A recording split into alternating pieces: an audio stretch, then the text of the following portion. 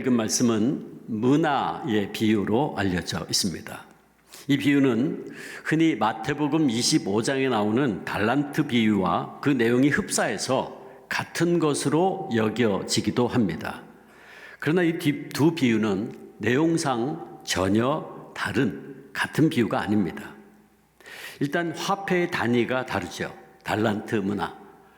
문화는 달란트의 약 60분의 1 정도의 가치입니다. 또 등장인물의 숫자도 다르죠. 달란트 비유에는 3명이 등장하지만 문화 비유에는 10명이 문화를 받습니다. 주어진 것도 보면 차이가 있죠. 달란트 비유에는 각 사람에게 10달란트 혹은 5달란트 그리고 1달란트 이렇게 차등하게 주어진 반면에 문화의 비유에는 10명에게 똑같은 1달란트가 주어집니다. 한 문화씩 주어졌죠. 특별히 문화의 비유에는 귀인이 왕되는 것을 원치 않는다 하는 특별한 내용이 또 추가되어 있습니다. 그리고 예수님께서 이 비유를 말씀하신 때와 장소도 다릅니다. 마태의 달란트 비유는 예수님께서 예루살렘에 입성하신 후에 하신 비유의 말씀이고, 누가가 소개하는 문화의 비유는 예수님께서 예루살렘에 입성하기 직전 일주일 전에, 굳이 시간으로 따지자면 오늘 정도의 이야기하신 비유입니다. 고난주간 앞서, 종료주일 앞서 일주 전에 하신 말씀이니까 그걸 굳이 정확하게 계산하자면 오늘 2000년 전에 하신 말씀이었다. 다르죠 어쨌든. 그리고 그 유명한 여리고의 삭개오의 집에서 한 말씀이 바로 이 문화의 비유입니다. 그러므로 이 두 비유는 각기 다른 시기에 주어진 다른 비유입니다. 그런데 그동안 많은 설교자들이 이 두 가지 비유를 같은 것으로 취급했고, 달란트 비유가 많이 알려져 있다 보니 문화의 비유는 달란트 비유의 아류인 것처럼 여겨졌습니다. 그래서 메시지도 달란트 비유를 중심으로 하나님께서 우리에게 주신 은사, 달란트를 잘 활용해서 열매를 많이 맺으면 그 맺은 만큼 하나님께서 그에 상응하는 상급을 주신다라고 가르쳐 왔어요. 그러나 문화의 비유를 이렇게 달란트 비유와 같이 해석하는 것은 잘못된 것입니다. 그렇다면 우리는 이 문화의 비유를 어떻게 해석해야 됩니까? 오늘 우리는 문화 비유를 통해서 우리에게 주시는 주님의 음성을 듣고 이 말씀을 우리의 삶에 적용하기를 원합니다. 먼저 11절 말씀 읽어보면 예수님께서 이 문화의 비유를 말씀하신 배경을 알 수 있습니다. 11절, 그들이 이 말씀을 듣고 있을 때에 비유를 더하여 말씀하시니 이는 자기가 예루살렘에 가까이 오셨고 그들은 하나님의 나라가 당장에 나타날 줄로 생각함이더라. 여기 그들이 이 말씀을 듣고 있을 때라는 표현은 예수님께서 여리고의 삭개오 집에 있을 때에 누가복음 19장 9절 10절 보면 오늘 구원이 이 집에 이르렀으니 이 사람 삭개오도 아브라함의 자손이로다. 인자가 온 것은 잃어버린 자를 찾아 구원하러 오심이라 하려 함이니라 하는 이 유명한 말씀을 했는데, 바로 이 말씀을 듣고 있을 때에 예수님께서 문화의 비유를 계속하신 겁니다. 근데 이때를 좀 더 넓게 생각해 보면 이때 예수님은 갈릴리에서의 그의 사역을 마치시고 이제 가장 중요한 십자가에서의 구원 사역을 하시려고 예루살렘에 입성하시기 직전이었습니다. 그런데 그때 한 가지 매우 중요한 오해가 사람들 가운데 있었어요. 그 오해가 뭐냐면 하나님의 나라에 대한 오해였습니다. 예수님께서 그동안 갈릴리 지역을 중심으로 사역하실 때에 그는 많은 이적과 기사를 일으키셨죠. 병든 자들을 치유하시고 눈먼 자를 보게 하시고 걷지 못하는 자를 걷게 하시고 또 오병이어의 놀라운 기적을 통해서 5,000명의 장정을 먹이시고 풍랑이 는 바다를 잔잔케 하시고 물 위를 걷기도 하셨어요. 결정적으로 죽은 자를 살리시는 사건을 3번이나 일으키셨죠. 그러자 사람들은 마침내 자기들이 기다리고 있던 메시아가 오셨다, 다윗의 왕국이 곧 회복될 것이다 하는 소망을 예수님을 통해 가지기 시작했습니다. 그래서 예수님이 예루살렘에 올라가시면 곧 로마 정권을 뒤엎고 원수들을 물리치고 왕으로 등극해서 마침내 하나님의 나라가, 메시아 왕국이 이루어질 것이라고 생각했어요. 이런 생각은 그때의 제자들과 예수님을 따르던 많은 사람들이 가지고 있었던 공통적인 생각이었습니다. 그러나 그것은 잘못된 것이었죠. 그리고 바로 그런 상황에서 예수님은 이와 같은 그릇된 메시아 사상을 깨우쳐 주기 위해서 이 문화의 비유를 말씀하신 겁니다. 그것이 조금 아까 우리가 읽었던 11절 말씀이에요. 비유를 더하여 말씀하시니 이는 자기가 예루살렘에 가까이 오셨고 그들은 하나님의 나라가 당장에 나타날 줄로 생각했다. 여기 이는이라는 말이 무엇 때문에라는 말입니다. 원문에 보면 즉 이 비유는 예수님께서 예루살렘에 가까이 오셨을 때에 제자들과 사람들이 하나님의 나라가 당장 이루어질 줄로 생각하고 있었기 때문에 하신 말씀이었다. 그런 뜻이에요. 그렇다면 왜 제자들이 예수님께서 예루살렘에 가까이 오셨을 때 이런 생각을 갖게 되었을까? 그것은 예수님이 예루살렘 성에서 가까운 여리고의 삭개오 가정에 오늘 구원이 이 집에 이르렀다. 구원을 선포하시면서 10절 인자가 온 것은 그 유명한 말씀 인자가 온 것은 잃어버린 자를 찾아 구원하려 함이니라 말씀하셨기 때문에 여기 인자라는 말은 하나님의 아들이라는 뜻입니다. 하나님의 아들. 그러므로 이 말씀을 들은 제자들과 사람들은 예수님께서 메시아로서 왕으로서 이제 예루살렘으로 올라가시면 저 로마를 무너뜨리고 곧 지상의 메시아 왕국을 하나님의 나라를 세우실 것이라고 생각을 한 겁니다. 예수님은 그들의 이런 오해를 바로잡아 주시려고 이 문화의 비유를 말씀하신 거예요. 그리고 우리가 이 비유를 해석할 때 꼭 기억해야 할 역사적인 사건이 하나 있습니다. 예수님 당시 유대는 로마 제국의 지배하에 있었습니다. 그리고 로마는 분봉왕을 세워서 유대 지역을 다스리고 있었어요. 그때 유대 분봉왕이 우리가 잘 알고 있는 성경에 나오는 헤롯 대왕이었습니다. 헤롯 대왕은 로마 황제의 인준을 받고 주전 37년부터 주전 4년까지 유대 지역을 다스렸어요. 그가 주전 4년에 죽음이 임박했을 때에 자신의 왕국을 헤롯 안티파스와 헤롯 빌립과 헤롯 아켈라우스에게 분할해서 나눠줬어요. 그러니까 세 아들에게 나눠준 거예요. 보면 지금 붉은색으로 된 게 사마리아와 유대 지역이죠. 이게 헤롯 아켈라우스에게 그리고 갈릴리 지역의 푸른 색깔이 갈릴리를 안티파스에게 그리고 그 위에 북쪽을 헤롯 빌립에게 나라를 나누어서 이제 통치하게 합니다. 근데 그때 가장 중요한 저 유대와 사마리아 지역을 통치하게 될 헤롯 아켈라우스는 성품이 매우 잔인했고 복종을 했습니다. 그는 주전 4년에 이제 로마 황제로부터 유대 분봉왕으로 인준을 받고자 로마를 향해 떠났는데 유대인들이 그 소식을 듣고 자신들도 사절단 50명을 1세기의 역사가 있던 요세푸스의 기록에 나와 있는 내용입니다. 역사입니다. 유대인들이 그 소식을 듣고 자신들도 사절단을 로마 황제에게 보냅니다. 원래 헤롯 대왕은 유대인이 아니라 에돔 족속 출신이에요. 에돔, 이방인인 거죠. 그러므로 유대인들은 그 헤롯의 아들이었던 헤롯 아켈라우스가 유대의 왕이 될 자격이 없고 그는 인품도 포악한 사람이므로 유대의 왕이 돼서는 안 됩니다라고 황제에게 말하자면 사절단을 보내서 상소를 하는 거예요. 결국 로마의 황제 아우구스투스는 아켈라오에게 실제적인 왕의 칭호는 주지 않고 유대 지역을 통치할 수 있도록 허락을 합니다. 그러니까 왕의 칭호는 주지 않았지만 실질적인 권력을 줘요. 이렇게 비록 왕의 칭호는 정식으로 받지는 못했지만 권력을 쥐고 돌아온 아켈라우스는 돌아와서 자기를 반대했던 사람들 다 처형해버리고 맙니다.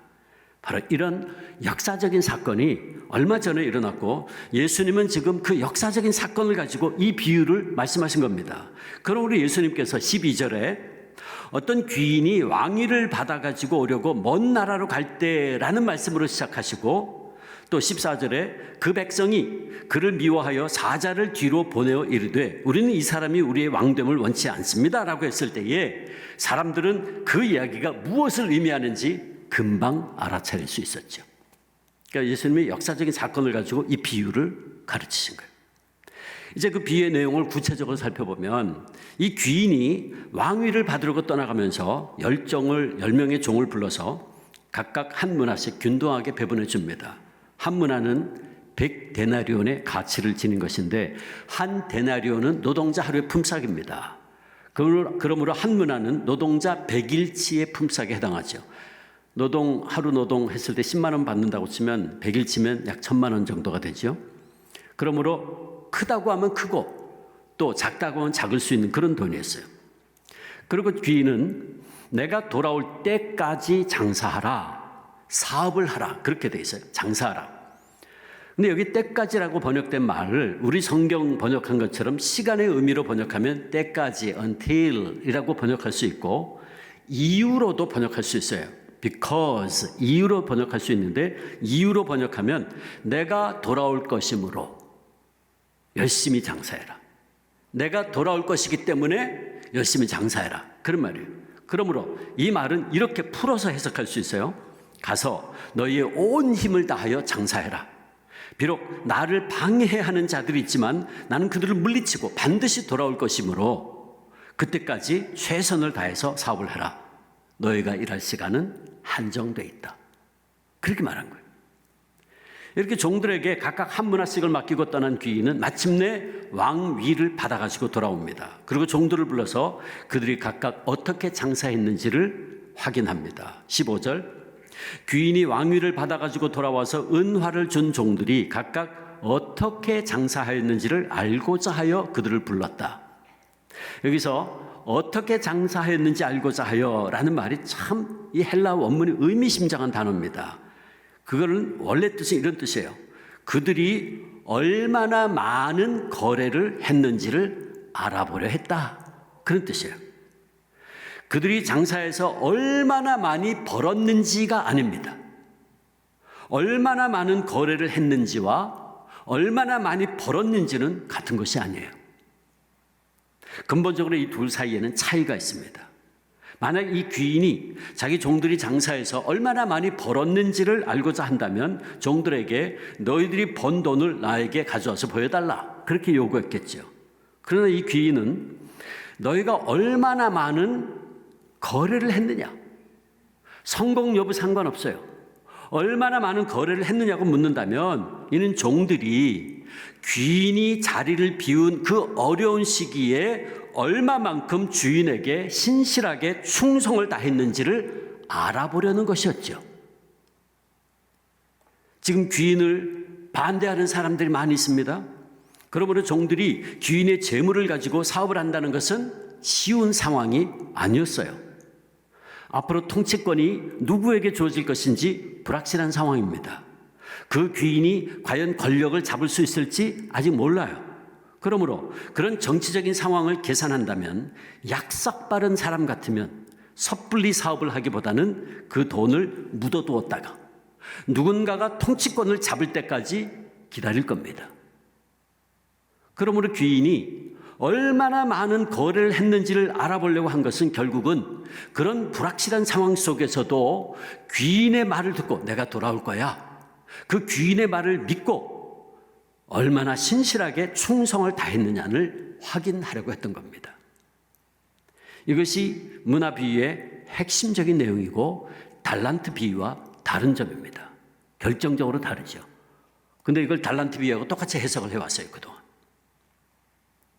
이게 이윤을 얼마나 많이 남겼느냐. 5달란트 줬는데 5달란트를 더 많이 남겼느냐. 그게 핵심이 아닙니다. 이 문화 비유는. 그렇다면 이 문화 비유의 핵심에 대해서 좀 더 자세히 알아보겠습니다.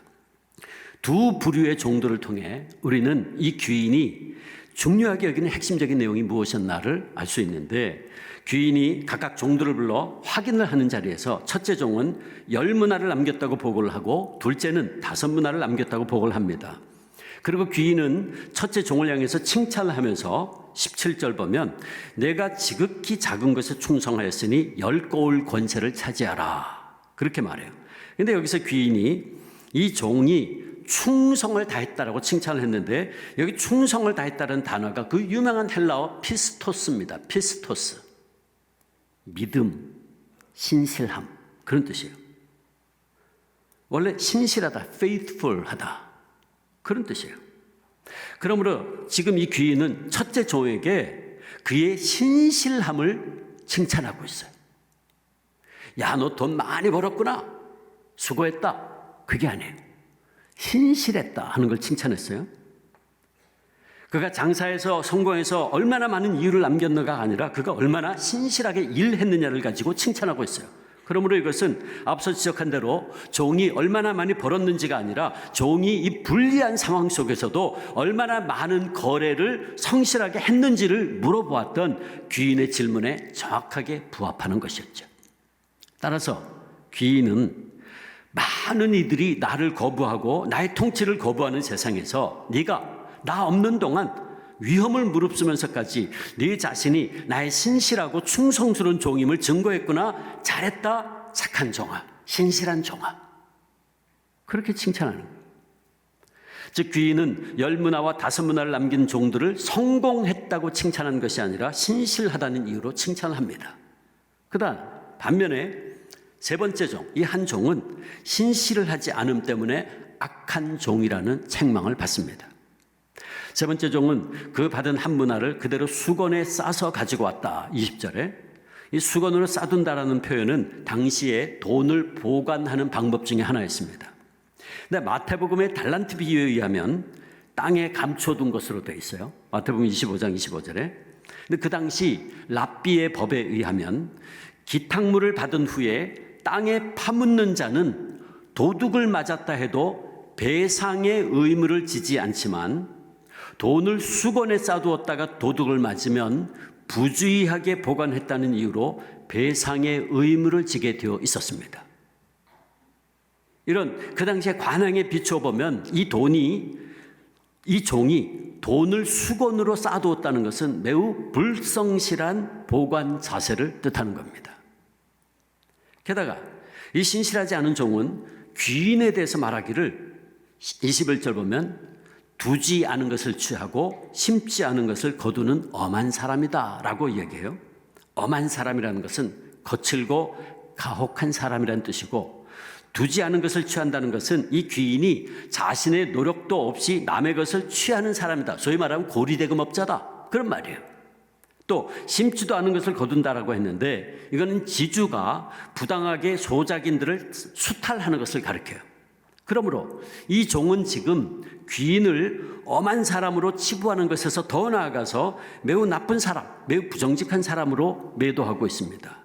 자, 그렇다면 이 종은 왜 이렇게 귀인에 대해서 잘못 생각을 하게 된 겁니까? 한마디로 그는 신실하지 않은 사람이기 때문에 그래요. 이 종이 신실하지 않은 사람이었다는 것은 23절에 이 귀인이 물었던 질문을 통해 알 수 있는데 23절 보면 이렇게 질문해요. 그러면 어찌하여 내 돈을 은행에 맡기지 아니하였느냐? 그리하였으면 내가 와서 그 이자와 함께 그 돈을 찾았으리라. 그래요? 이게 무슨 말? 차라리 그 돈을 은행에 넣어서 이자라도 받는 가장 기본적인 행동조차 왜 하지 않았느냐라는 거예요. 여기 은행은 오늘 같은 은행을 이야기하는 게 아니에요. 성경 보면 트라페자라는 말인데 환전상들의 탁자, 환전상들의 탁자, 정확하게 그런 뜻입니다. 그리고 이자는 폭리, 고리대금이 아니라 정당하게 받는 이자를 말해요. 자, 그런데도 이 종은 그런 가장 기본적인 시도도 하지 않고 불성실하고 무책임하게 돈을 수건에 쌓아두었던 거예요. 그러니까 한마디로 이 종의 문제는 뭐였나? 신실하지 않음이었습니다. 아마도 그는 귀인이 왕위를 가져오지 못할 것이라고 잘못된 판단을 하고 있었던 것 같습니다. 그가 정말 왕이 되어 돌아올 것이라고 믿었다면 그가 이렇게 불성실하지 않았을 거예요. 그는 10문화를 남긴 사람이나 5문화 남긴 사람 못지않게 신실하고 성실하게 일했을 거예요. 그러나 그는 귀인이 왕권을 가지고 돌아올 것을 믿지 않았고 귀인에 대한 신뢰가 없었기 때문에 결국은 악한 종이 되고 말았고 자신에게 있는 것조차도 빼앗기고 말았어요. 그렇다면 사랑하는 주안의 성도 여러분, 예수님께서 이 비유를 통해서 오늘 우리에게 주신 메시지의 핵심이 뭡니까? 그것은 바로 신실한 믿음으로 우리 주님 다시 오실 때까지 충성을 다하라 하는 것입니다.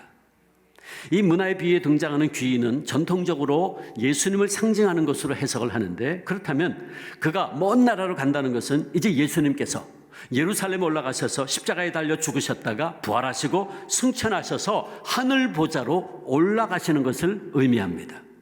그리고 귀인이 가는 목적은 왕위를 받아 다시 오기 위함인데, 이는 예수님께서 만왕의 왕으로 재림하실 것을 암시하고 있죠. 그리고 귀인의 휘하에 있는 백성들이 귀인을 미워하였듯이 유대인들과 그 당시 종교 지도자들은 예수님께서 자신들의 왕이 되는 것을 극렬히 반대했죠. 요한복음 16장 14절 15절, 빌라도가 유대인들에게 이르되 보라 너희의 왕이로다. 그들이 소리 지르되 없이 하소서 없이 하소서, 그를 십자가에 못 박게 하소서. 대제사장들이 대답하되 가이사 로마의 황제 외에는 우리에게 왕이 없나이다. 그러나 이 비유에서 귀인이 왕위를 받아가지고 돌아왔듯이 진실로 예수님께서 이 땅에 다시 오실 때는 심판자와 완전한 통치자의 모습으로 만왕의 왕으로 오실 것입니다. 그때 귀인이 종들을 불러서 각각 어떻게 장사했는지를 알고자 했듯이 주님께서는 우리가 얼마나 신실하게 우리에게 맡겨진 사역을 충성을 다했는지를 확인하실 것입니다. 케네스 베일리는 중도의 눈으로 본 예수라는 책에서 귀인이 알고 싶었던 것이 이것이었을 것이다, 그럼 이렇게 설명했어요. 많은 이들이 나를 거부하고 내 통치를 거부하는 세상에서 너희가 나 없는 동안 위험을 무릅쓰면서까지 너희 자신이 나의 충성스러운 종임을 공개적으로 선언할 수 있겠느냐? 지금 이 귀인이 그걸 묻고 있다는 거지. 여러분, 이 질문은 오늘 예수 그리스도를 믿고 따르고 있는 우리에게도 계속해서 던져지고 있는 질문입니다. 우리는 지금 예수님의 초림과 재림 사이에 살고 있어요. 예수님은 지금 육체적으로는 우리를 떠나 우리와 함께 계시지 않습니다. 그리고 세상은 점점 더 예수님을 부인하고 하나님의 통치를 대적하고 있습니다. 세상은 주님의 몸된 교회를 비난하고 헐뜯고 있고 우리 믿는 이들에게 적대적이 되어가고 있습니다. 코로나가 발생한 이후에 우리 모두 겪었죠. 교회와 우리 믿는 이들을 향한 세상의 냉소와 적대적인 행동은 더욱 노골적이 되었습니다. 직장에서는 월요일이 되면 주일에 교회에 출석했는지를 체크하고 주일에 교회에 출석하는 이들에게 페널티를 가하고 출석을 못하도록 압력을 넣는 세상이 됐어요. 여러분, 이런 상황 속에서 우리는 다시 오실 주님을 바라보면서 신실하게 예배당에 나와 예배하고 믿음을 지키며 살아갈 수 있습니까? 그리고 우리의 삶의 현장에서 오직 예수님만이 나의 주, 나의 하나님을 공개적으로 고백하며 살고 있습니까? 우리 일터와 직장에서 나는 그리스도인이라고, 나는 하나님을 믿는 사람이라고, 나는 교회에 나가는 신자라고 고백하고 있습니까? 문화의 비유에서 첫 번째, 두 번째 정은 이런 상황 속에서도 장사를 했어요. 그들의 사역을 했어요. 귀인을 미워하고 대적하는 그 사회에서 그 귀인의 돈을 가지고 장사를 했습니다. 많은 핍박과 어려움이 있었을 겁니다.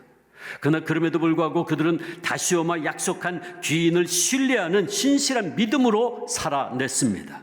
사랑하는 성도 여러분, 이것이 바로 오늘 우리 그리스도인들의 모습이어야 하지 않겠습니까? 오늘과 같이 사람들이 예수 그리스도를 미워하고 대적하고 동성애와 같은 하나님의 말씀의 가치대로 살아가지 않는 이 세상 가운데서 우리는 하나님의 말씀의 가치를 붙잡고 살고 다시 오실 예수님을 향한 신실한 믿음으로 이 땅에 소망을 두지 아니하고 영원한 하나님 나라의 소망을 두고 살아내는 것, 이것이 바로 오늘 우리의 삶이 되어야 할 줄로 믿습니다.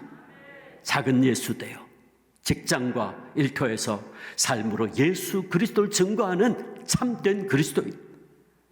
사랑하는 여러분, 우리 주님 이제 머지않아 심판주로 반드시 다시 오실 겁니다. 달란트 비유와 문화 비유에 공통점이 있다면 이거예요. 주님 반드시 다시 온다. 그리고 심판하신다. 주님께서는 우리가 그분 앞에 서게 될 때에 우리에게 우리의 삶을 결산하자고 말씀하실 겁니다. 물으실 거예요. 그때 주님께서는 우리에게 얼마나 많은 이윤을 남겼느냐고 묻지 않으실 겁니다. 우리가 얼마나 성공했느냐 묻지 않으실 겁니다. 우리가 세상에서 얼마나 큰 일을 했고 얼마나 큰 업적을 남겼느냐를 묻지 않으실 겁니다. 심지어 그분은 우리에게 얼마나 큰 교회를 섬겼느냐, 얼마나 큰 교회에서 목회를 했느냐도 묻지 않으실 겁니다. 그분은 우리에게 아무리 작은 일이라도 그 일을 위해서 최선을 다했느냐, 그리고 얼마나 그 일을 신실하게 감당했느냐를 물으실 겁니다. 여기 주님 앞에서 참으로 신실하게 살았던 한 분의 이야기가 있습니다. 그는 지난 2004년도에 파라과이에 선교사로 파송된 임동수 선교사님입니다. 임 선교사님은 지금까지 파라과이에서 200개가 넘는 교회를 개척하고 고아원, 초등학교, 마약 중독자 재활센터를 세워서 계속해서 복음을 전하고 있는 참 소중한 선교사님입니다. 그분의 책 녹슬지 않고 닳아 없어지길 원합니다. 저 책을 보면 선교사님이 이처럼 열심히 사역을 하시다가 파라과이에 온 지 10년이 넘는 어느 날 운전을 하는데 갑자기 주체할 수 없이 눈물을 흘린 이야기가 적혀 있습니다. 선교사님이 운전하는 도중에 갑자기 마음에 모두가 날 잊었구나 하는 생각이 들면서 눈물이 왈칵 쏟아져 내리기 시작했어요.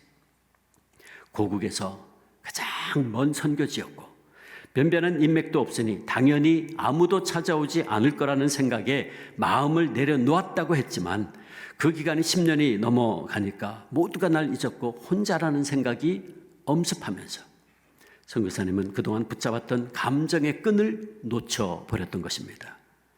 그렇게 혼자 실컷 울며 운전을 하는데 갑자기 알 수 없는 마음의 평안이 퍼지면서 그 마음에 들려오는 음성이 있었습니다. 내가 있잖아. 내가 있잖아. 주님의 음성이었습니다. 주님께서는 선교사님이 마음껏 울게 옆에서 지켜보시다가 실컷 울고 더 이상 나올 눈물이 없을 때 주님의 손으로 선교사님의 눈물을 닦아주시며 내가 있잖아. 위로하신 겁니다. 그동안 선교사님은 제일 먼 데 가면 힘들어도 돌아올 수 없기에 먼 데로 왔다고 말하며 웃었고 외로움을 표현하는 것은 믿음이 없고 선교사로서 자질이 없는 것으로 생각했지만 그러나 실제로 선교사님은 너무 외로웠고 혼자라는 마음에 그 마음이 헛헛했던 겁니다. 하지만 주님께서는 선교사님의 그 마음을 아시고 실컷 울게 하시고 위로해 주셨죠. 내가 있잖아. 내가 있어. 사랑하는 성도 여러분, 고국에서 가장 먼 선교지에서 그 누가 알아주지 않아도 신실하게 사역했던 임 선교사님을 우리 주님은 결코 잊지 않으셨습니다. 사람들은 시간이 지나서 잊어버리고 선교사님 스스로도 사람들에게 잊혀지는 것 같아서 마음이 괴로웠지만 하나님은 결코 선교사님을 잊지 않으셨고 내가 있잖아, 사랑하는 아들아, 내가 여기 있잖아 말씀해 주셨어요. 우리들도 주님의 일을 하다 보면 그만두고 싶을 때가 많죠. 생각보다 너무 힘들고 아무도 알아주지 않는 것 같아서 포기하고 싶을 때가 한두 번이 아닙니다. 그러나 그 일을 맡기신 분이 누굽니까? 여러분, 우리 주님이시잖아요. 그리고 주님께서요, 다 알고 계십니다. 다 보고 계십니다. 그렇다면 우리는 주님 다시 오실 때까지 신실하게 주님의 길을 걸어가야 하지 않겠습니까? 헤르만 헤세가 이런 말을 했어요. 최선이란 90%가 있을 수 없다. 무슨 말입니까? 100% 하지 않은 것은 최선을 다하는 것이 아니라는 거죠. 우리가 주님의 일에 헌신하고 신실한 것 역시 마찬가지입니다. 나는 50%만 헌신할 거야, 나는 85%만 신실할 거야, 이런 건 없어요. 우리 주님은 우리에게 100% 신실함을 십자가에서 보여주셨어요. 그러니 우리 역시 주님의 일에 100% 신실해야 하지 않겠습니까? 그렇습니다.